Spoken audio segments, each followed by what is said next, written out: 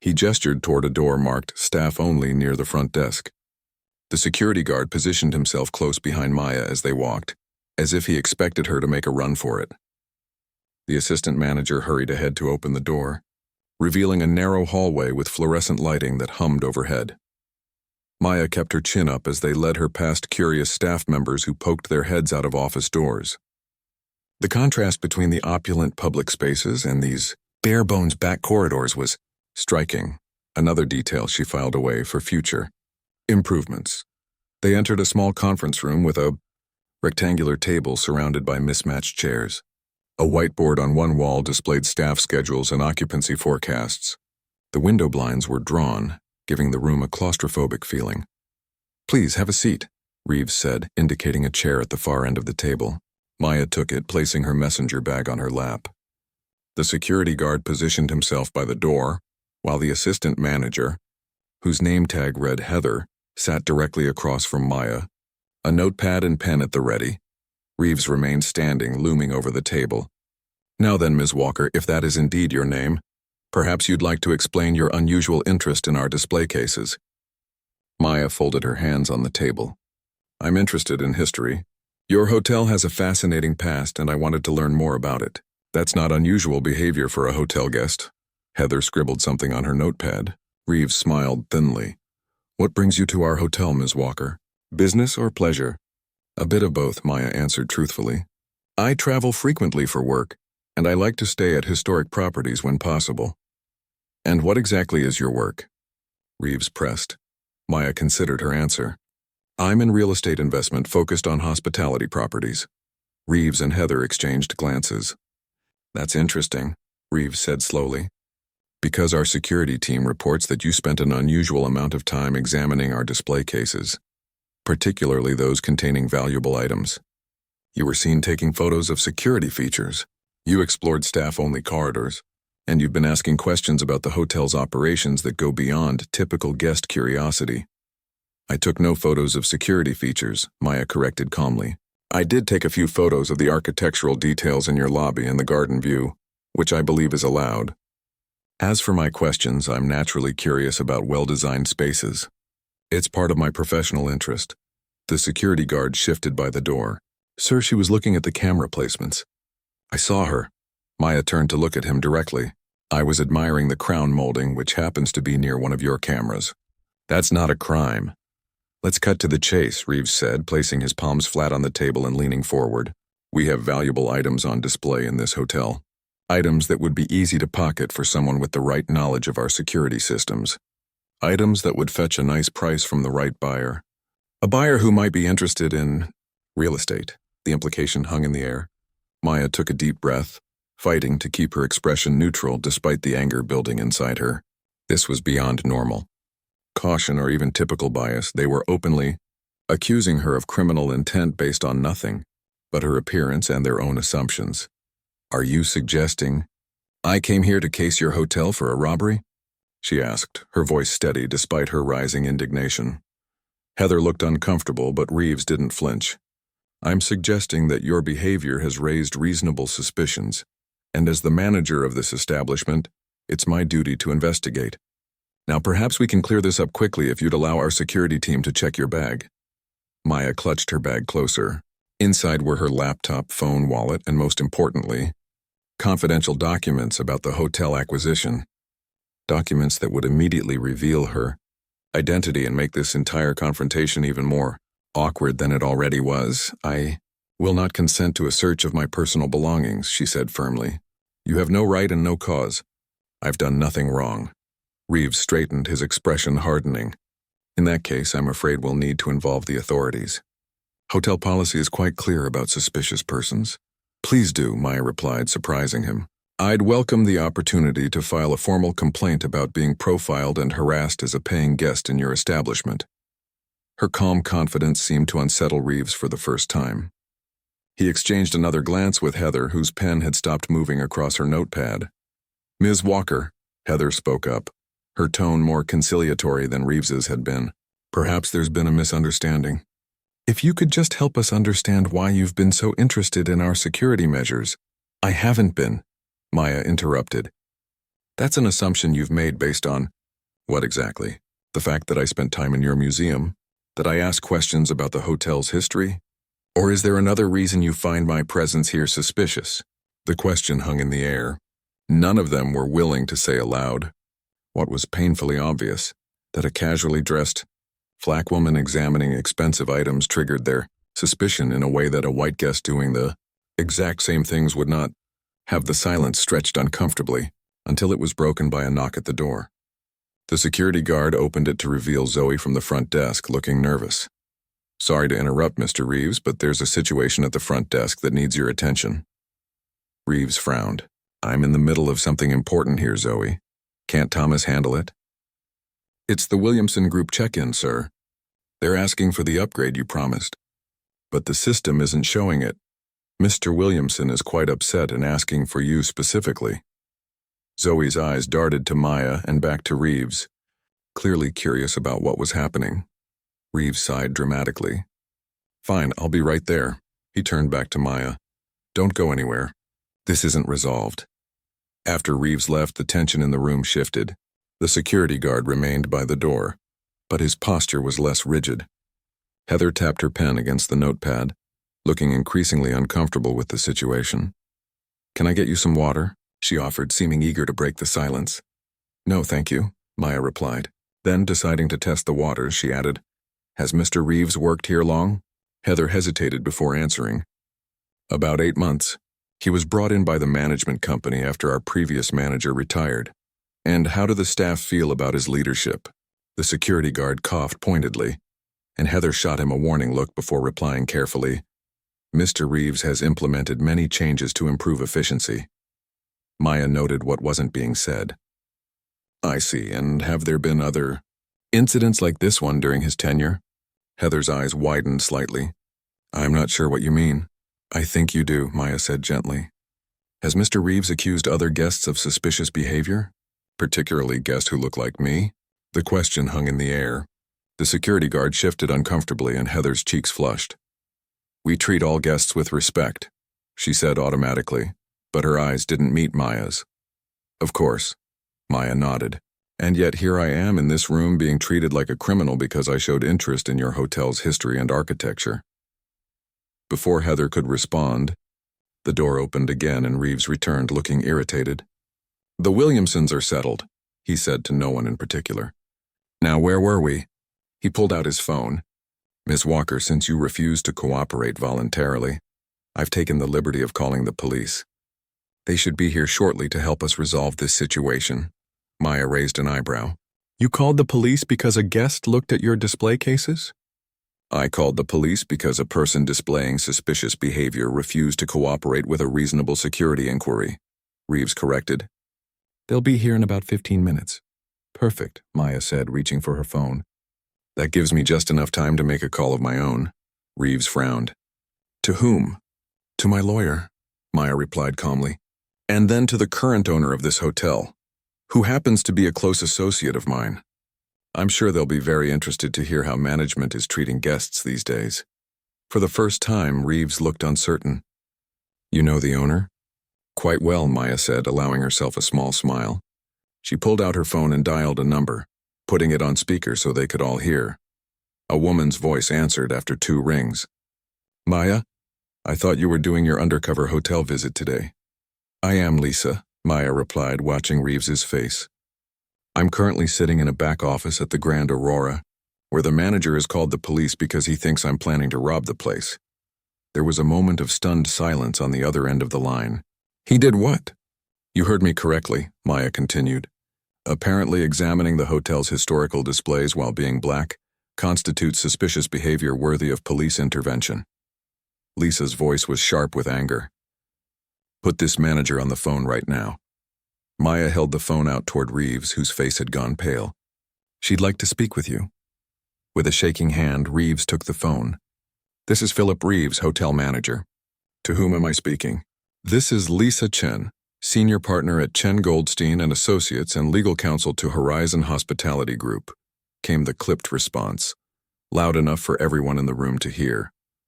The company that's currently in final negotiations to purchase the Grand Aurora Hotel. The woman you're currently detaining is Maya Johnson, CEO of Horizon and soon to be your boss, if you still have a job after this fiasco." The color drained completely from Reeves's face as he stared at Maya in dawning horror. Heather's mouth fell open and the security guard took an involuntary step backward. "I think," Maya said into the silence that followed, "that we should continue this conversation in your office. Mr. Reeves, we have a lot to discuss about the future of this hotel and its management team." The walk to Philip Reeves's office felt like a funeral procession. Maya led the way, her posture straight and confident, while Reeves trailed behind, phone still clutched in his hand as if it might somehow save him. Heather scurried alongside, whispering frantic apologies that Maya acknowledged with only slight nods. The security guard had mysteriously disappeared, suddenly remembered duties elsewhere. Staff members they passed in the hallway seemed to sense the shift in power. Their curious glances turned to confusion as they observed their usually dominant manager following this suspicious guest with his head bowed like a scolded child. Reeves' office was exactly what Maya expected, ostentatious in a way that spoke more to his ego than to the hotel's historic charm. A mahogany desk too large for the room dominated the space, while a display case on the wall held golf trophies and photos of Reeves shaking hands with minor celebrities. The window overlooked the hotel's parking lot rather than its famous gardens, a telling detail about his position in the hotel's hierarchy. "Please have a seat, Miss Johnson," Reeves said, his voice now dripping with deference as he gestured to a chair across from his desk. "Can I offer you anything? Coffee? Water? Perhaps something stronger?" "Water is fine," Maya replied, taking the seat but making no move to get comfortable. "And I'd like to continue our conversation with Lisa still on the line." Of course, Reeves agreed quickly, fumbling to put the phone on his desk and activate the speaker. He buzzed his assistant for water, then took his seat, tugging at his collar. "I'm still here," Lisa's voice came through the speaker. "And I've already emailed the police department to let them know there's been a misunderstanding at the hotel, and their services won't be needed after all. I've also contacted Mr. Davidson at the management company to brief him on the situation." Reeves paled even further at the mention of Davidson, clearly his superior. That's very efficient of you, Ms. Chen. Though I do want to emphasize that there's been a simple misunderstanding. Is that what we're calling racial profiling these days, Mr. Reeves? A misunderstanding? Lisa's voice was sharp enough to cut glass. Maya held up a hand toward the phone. "Lisa, I'd like to handle this my way if you don't mind." "Of course. Maya, I'll stay on the line but we'll follow your lead." Maya turned her attention to Reeves, who was now sweating visibly despite the aggressive air conditioning in his office. Heather hovered near the door, as if calculating her chances of escaping association with whatever was about to happen. "Mr. Reeves," Maya began, her voice calm but firm.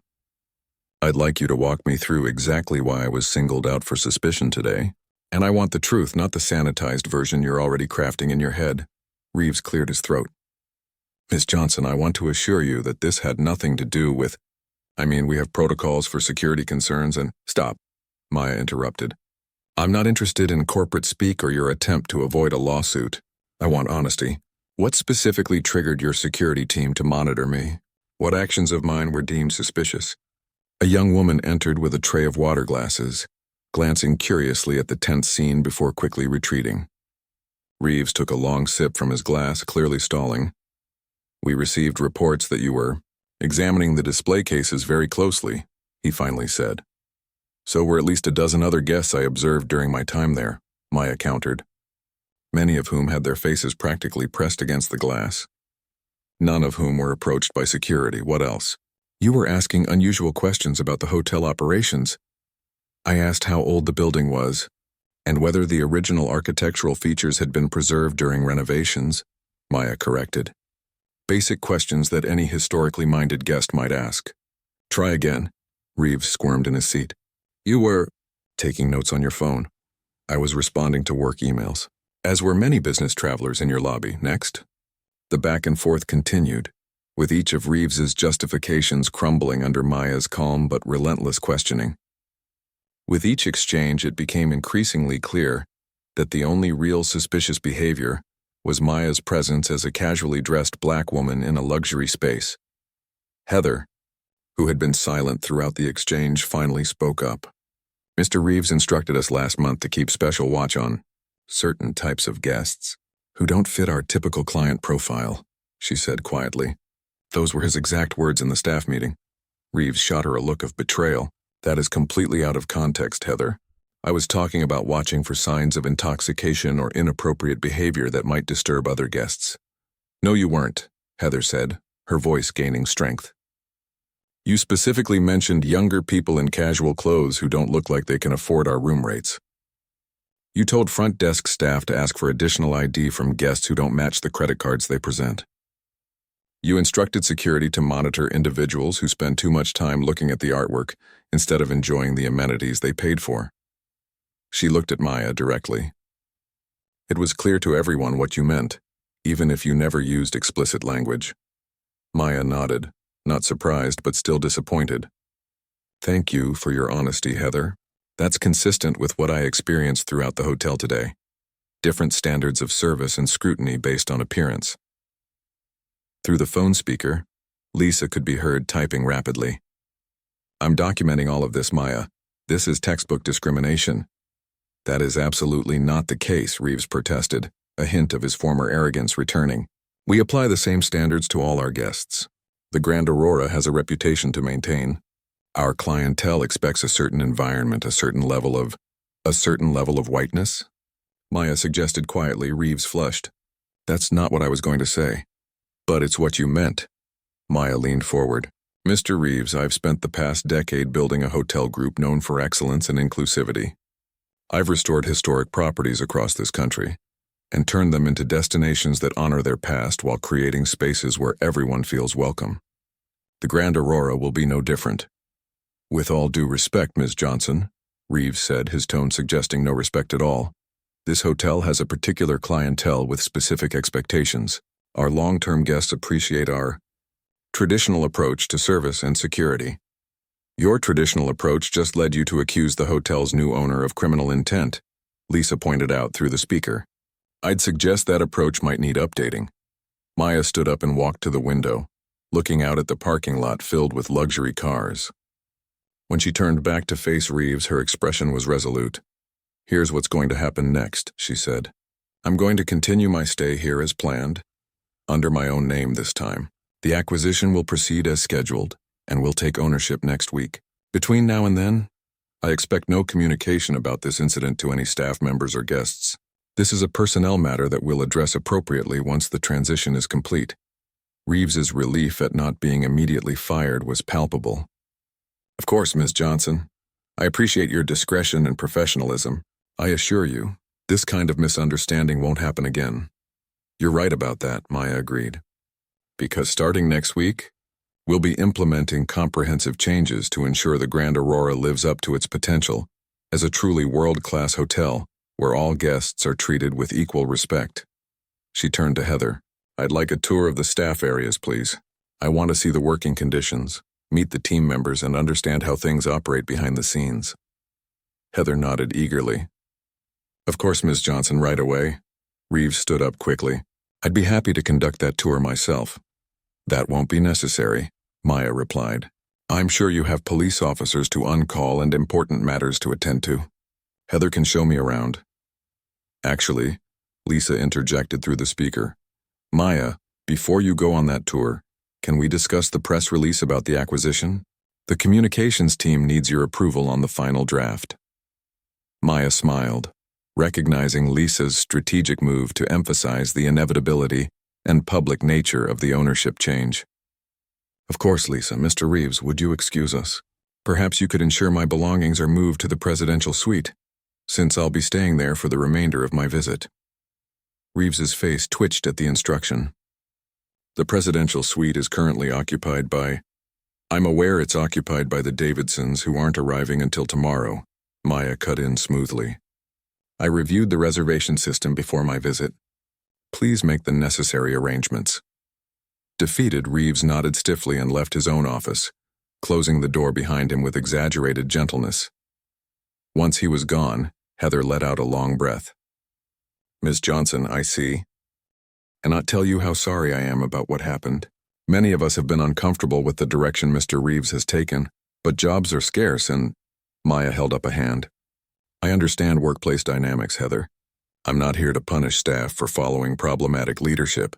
I'm here to fix the underlying issues. She picked up the phone from the desk. Lisa, I'll call you back in a few minutes. I want to see the real Grand Aurora now. Not the polished front they put on for guests, but the heart of the operation. Go get 'em, Lisa replied. And Maya, I'm glad you decided to do your undercover visit. Imagine if we'd only discovered this culture after the contracts were signed. That's why I do it, Maya said simply. After ending the call, she turned to Heather. Shall we? I want to see everything, break rooms, kitchens, maintenance areas, storage, and I want to meet the people who keep this place running. Heather nodded, a smile breaking through her professional mask for the first time. This way, Ms. Johnson, and thank you. Some of us have been waiting for someone to see what's really happening here. As they walked out into the hallway, Maya felt the weight of responsibility on her shoulders. The Grand Aurora wasn't just a business acquisition anymore. It was a community in need of transformation, a historic treasure deserving better stewardship, and a powerful reminder of why her work mattered. The real work was just beginning. 1 week later, Maya stood at the front of the Grand Aurora's ornate ballroom, facing nearly 200 employees gathered for what had been announced as an important staff meeting. The room buzzed with nervous energy. Rumors had been circulating for days about new ownership, though most staff remained unaware of the confrontation that had occurred during Maya's initial visit. The employees sat in neat rows of chairs, divided by their departments, housekeeping in their gray uniforms at the back, kitchen staff in white coats to the left, front desk and concierge teams in their formal attire up front. Maya noticed how they naturally segregated themselves, not just by department but subtly by race and ethnicity as well. The management team, predominantly white, occupied the first 2 rows while the more diverse maintenance and housekeeping staff clustered toward the rear. Philip Reeves stood off to the side, his face frozen in a polite smile that didn't reach his eyes. He had spent the past week in a strange limbo, still technically the hotel manager but aware his days were numbered.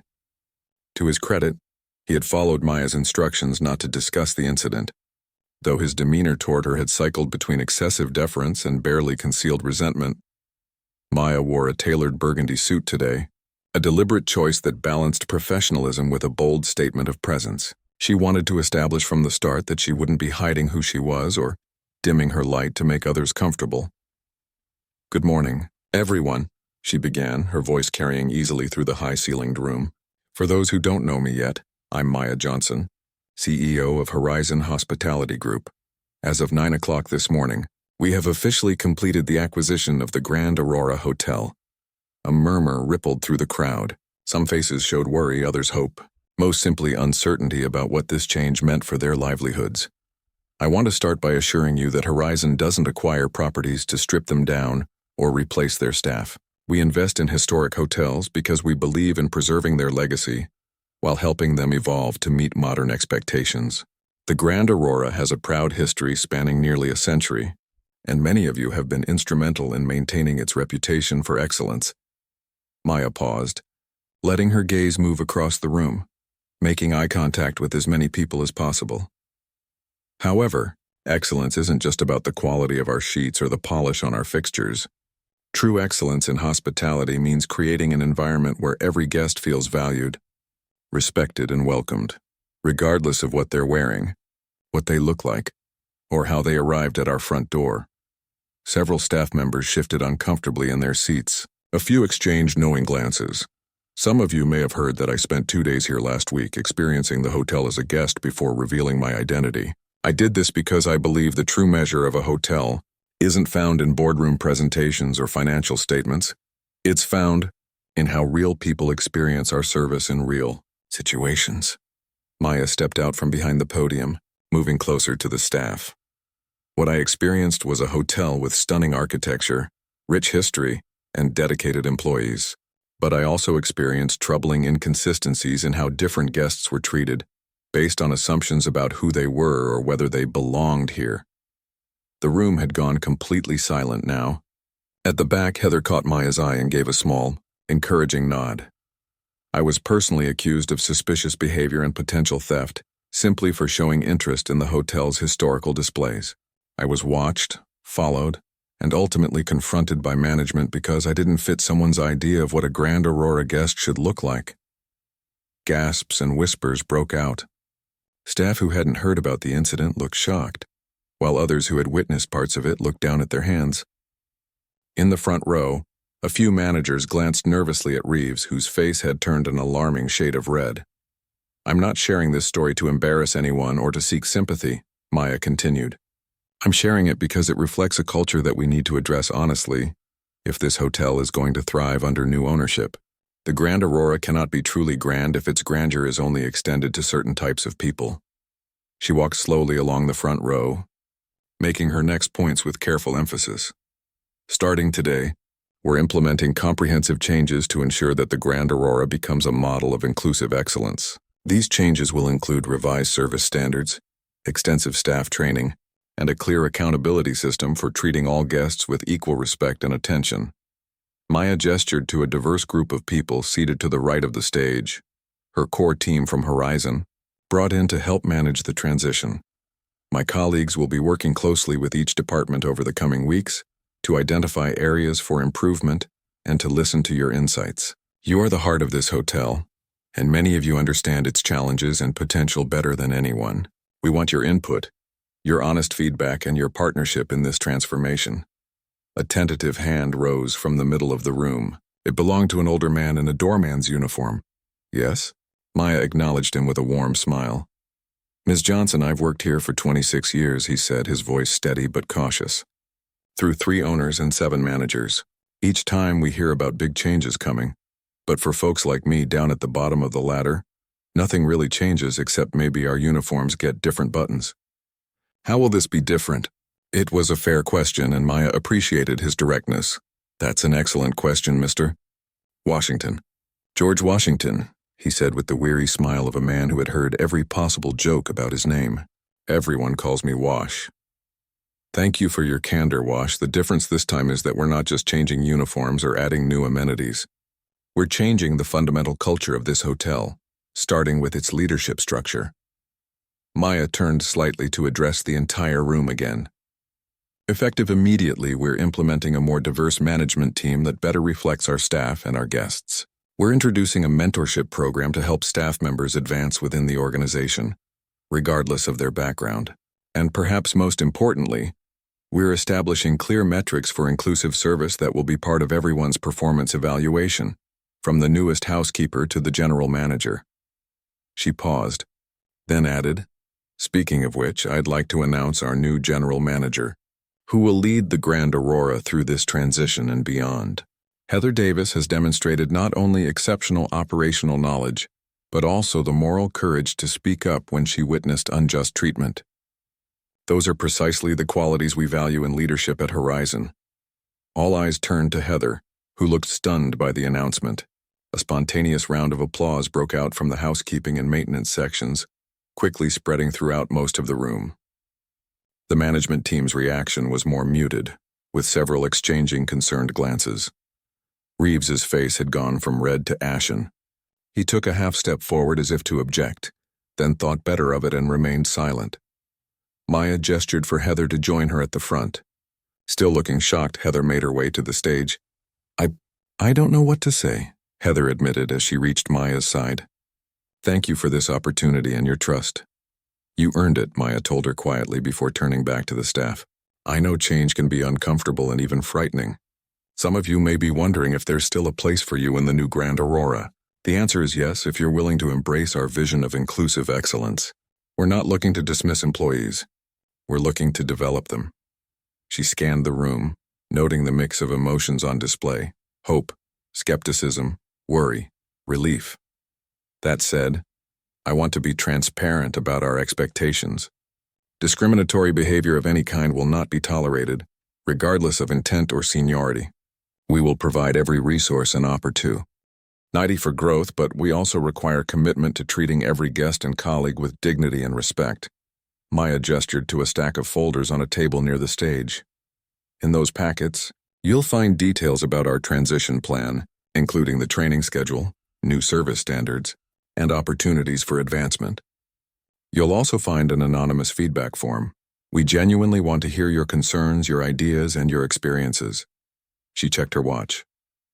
We'll break into departmental meetings in 15 minutes to address specific questions, but first, I'd like to invite Heather to say a few words as your new general manager. As Maya stepped back, she caught sight of Reeves slipping quietly out a side door. She made a mental note to have a private conversation with him later, not to gloat or punish, but to offer him the same opportunity for growth being extended to everyone else, should he choose to take it. Heather approached the microphone with visible nervousness but spoke with genuine conviction about her vision for the hotel. As Maya watched the staff's reactions, she saw skepticism giving way to cautious optimism on many faces. Change wouldn't happen overnight, but the foundation was being laid. Later that afternoon, as Maya walked through the lobby, she noticed George Washington, Wash, opening the door for an elderly couple in casual clothes with the same flourish and warmth he might show to celebrities. When he caught her watching, he gave her a small conspiratorial wink. It was a tiny moment, but it gave Maya hope. The Grand Aurora had been built to be a beacon of luxury and refinement in a different era. Now it had the chance to become something even grander, a place where excellence and inclusion weren't competing values but complementary ones. The real work was just beginning, but for the first time in years, the Grand Aurora's future looked as bright as its name. 6 months later, Maya stood on the rooftop terrace of the Grand Aurora, watching the sunset paint the city skyline in shades of gold and purple. The space around her hummed with activity as staff made final preparations for tonight's event, the grand reopening celebration marking the hotel's official relaunch under Horizon Hospitality Group's ownership. What had once been an underutilized maintenance area was now a stunning rooftop garden and lounge, complete with living green walls, comfortable seating areas, and a gleaming bar staffed by mixologists creating signature cocktails inspired by the hotel's history. The transformation of this space mirrored the broader changes that had taken place throughout the Grand Aurora over the past 6 months, uncovering hidden potential, honoring the past while embracing the future, and creating something more beautiful and inclusive than before. "Penny for your thoughts?" asked a familiar voice. Maya turned to see Lisa approaching, elegant in a blue dress, cocktail in hand. Her lawyer had become a regular presence at the hotel, overseeing the legal aspects of the transition while becoming one of Maya's closest confidants. "Just taking it all in," Maya replied, gesturing to the bustling scene around them. 6 months ago, I was being accused of casing this place for a robbery. Now we're sold out for the next 3 weekends, our restaurant has a waiting list, and that travel magazine just named us Most Improved Historic Hotel. It's been quite a journey. A journey that's just getting started, Lisa reminded her, clinking her glass against Maya's water. Though I have to admit, even I didn't expect this level of transformation so quickly. Maya smiled, thinking about the whirlwind of changes they'd implemented.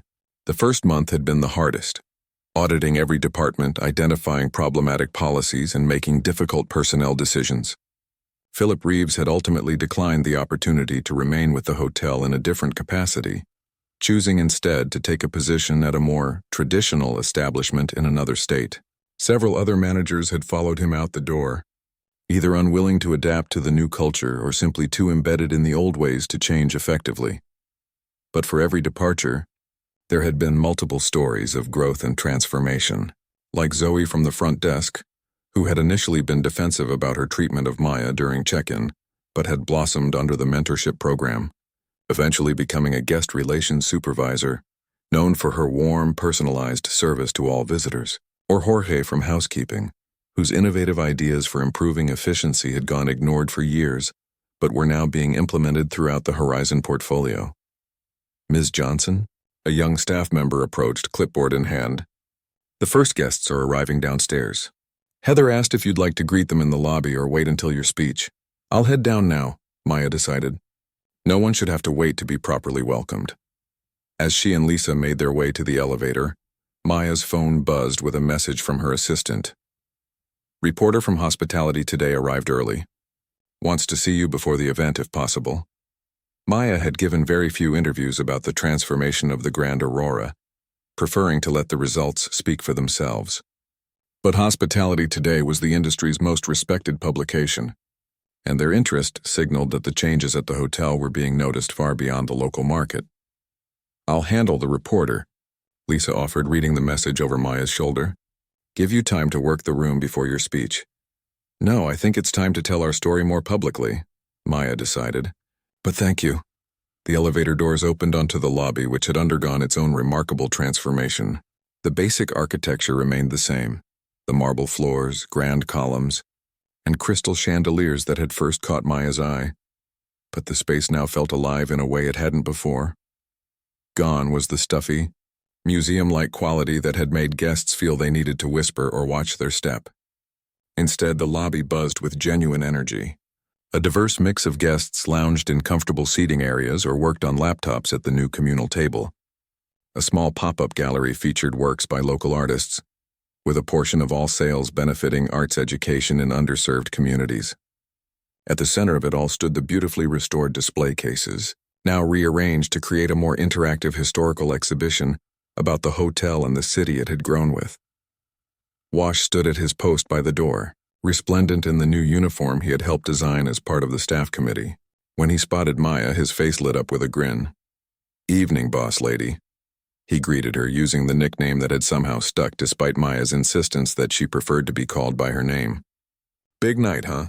"The biggest," she agreed, pausing to chat with him.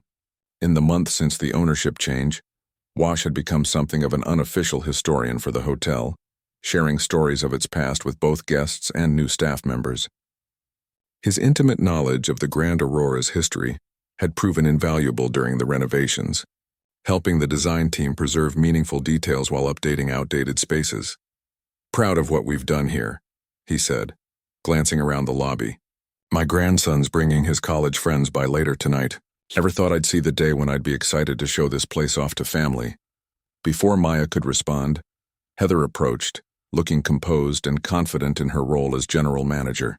The past 6 months had transformed her as much as they had the hotel. Gone was the hesitant assistant manager, replaced by a leader who commanded respect through competence rather than intimidation. "The mayor just arrived," Heather informed them. "And that travel writer from London is here too. I've seated them near each other as you suggested." She handed Maya a small note card. "Final attendance numbers and a few talking points for your speech, though I doubt you'll need them."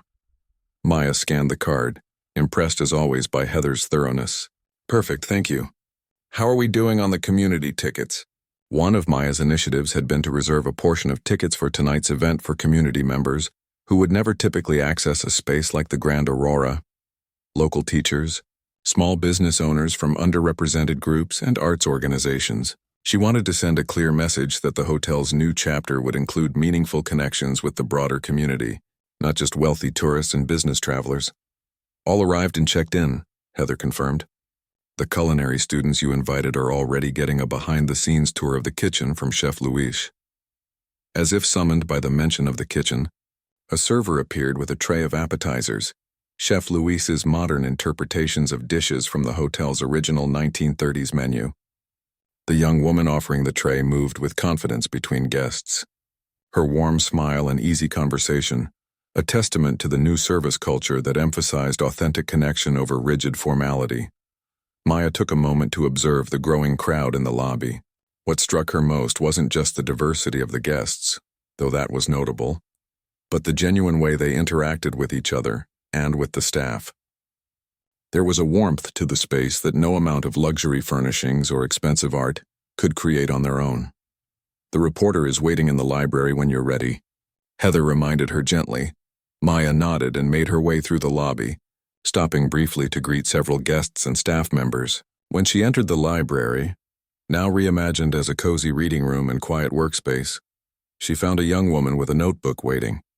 "Ms. Johnson, Priya Agarwal from Hospit,"